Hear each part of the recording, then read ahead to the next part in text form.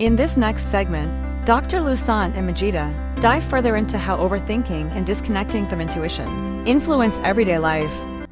Right. It's so funny and it's so common. I mean, it's a common sense, but it's not as common. Right. Most people, they are living their life in the past and thinking about the future.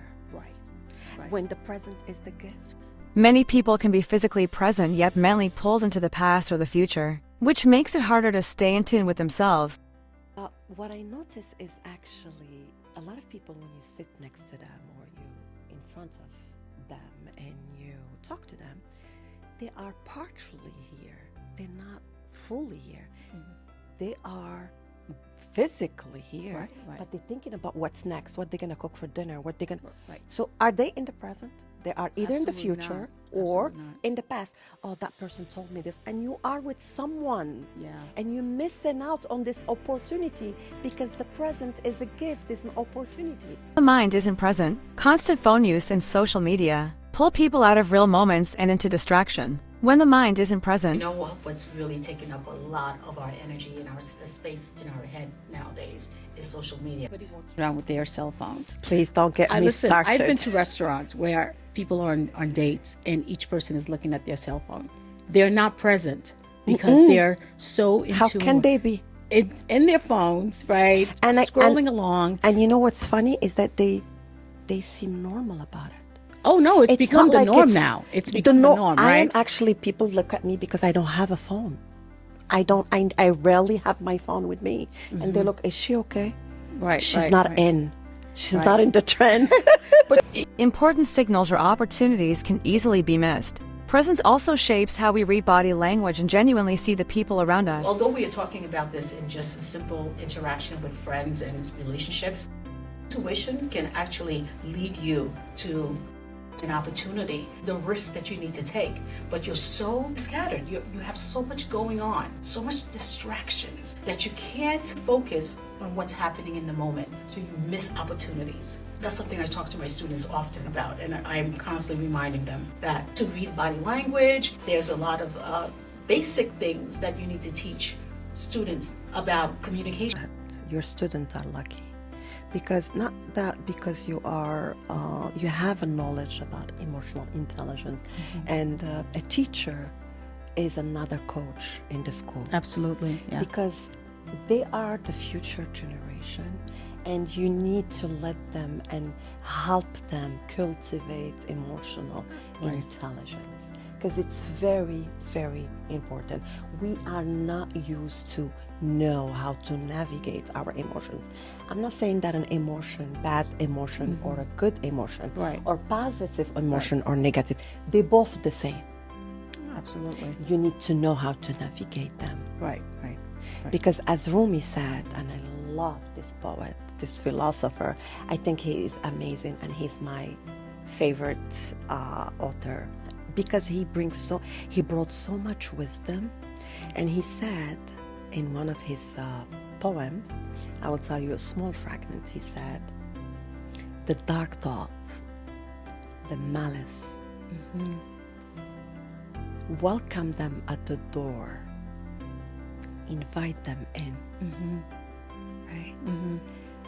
Be grateful for whatever comes your way, as it is a guide from beyond." Because these emotions that we are rejecting, oppressing, and ruminating about, they are our guide. They are teaching us to graduate to the second level. Because listen, we're students for life. And like I told you in our first show, we are under construction. And we need to accept this this knowledge. We need to accept that we're never going to be perfect, and we need to be polished every day. Right. To be the best version every day. Because a lot of people are competing with the coworker. They're competing. You have enough to compete with your own demons. You be a better version of yourself. That's your competition. So the reason why I told you this, because your students are lucky to have you, because you can actually help them navigate in this beautiful world of emotions and mind, and not be afraid of a negative emotion. Right. Emotions help guide that awareness, offering messages rather than judgments. They aren't good or bad, they help us understand what's happening inside. Even feelings like shame are human when they arise. The issue is when we hold on to them instead of letting them move through. And through it all, intuition and awareness reveal moments and openings that are easy to overlook when the mind is distracted or overthinking. One of the things that I work with a lot of clients on is that you need to be open to both positive and negative emotions. There's nothing wrong with being angry. Nothing wrong with Absolutely not embarrassed. being embarrassed, Nothing wrong. Fear is having primary. shame.